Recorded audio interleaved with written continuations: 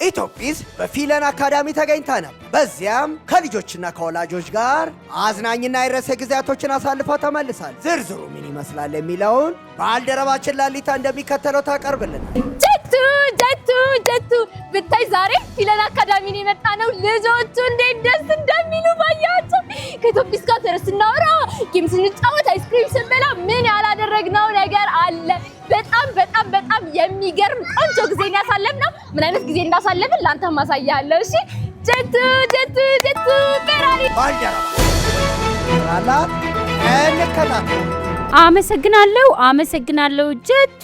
ኢትዮጲስ እንግዲህ በፊለን አካዳሚ ተገኝታ ነበረ። እጅግ በጣም ደስ የሚል ጊዜ ያሳለፈች። ኢትዮጲስ በፊለን አካዳሚ ስትመጣ ተረቶቿ፣ የፓፔት ትዕይንቷ፣ ሰርከስ የሚቀርቡ ዝግጅቶች ሁሉ እየተዝናኑ የሚማሩበት ነበረ። የፊለን አካዳሚ ተማሪዎችም ለኢትዮጲስ ያዘጋጁላት ነገር ነበር፣ ውድድሮች ነበሩ።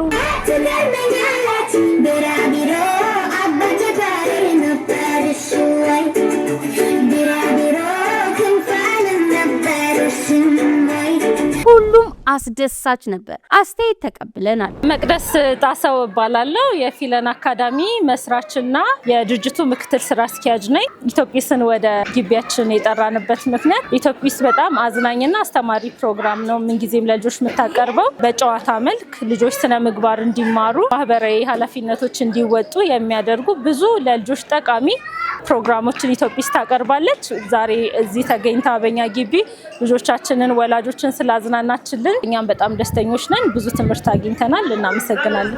ስሜ እንግዳ ሰዋደፍ ይባላል። ከኢትዮጲስ ጋር በጣም አሪፍ ቆይታ ነበረ። ሌሎች ወላጅም እንደተናገሩት በጣም ደስተኛ ነበሩ። በተለይ ልጆቼ በጣም ደስ ብሏቸዋል። ዛሬ ወደ ሰኔ አካባቢ ወደ መጨረሻው አካባቢ ብትመጡ እላለሁ። በአመት 2 ቢሆን ደስ ይለኛል። ስሜ ኢየሩስ ይባላል። ኢትዮጲስን በማግኘታችን ተደስተናል። ልጄም በጣም ደስተኛ ናት። በጣም ጓጉታ ነበረ ኢትዮጲስን ለማግኘት። እናመሰግናለን። ኢትዮጲስ ደግመሽ ብትመጭልን ደስ ይለናል። ሐኪም አክመኝ በቶሎ ህመም የደበቀ መድኃኒት የለውም። አክመኝ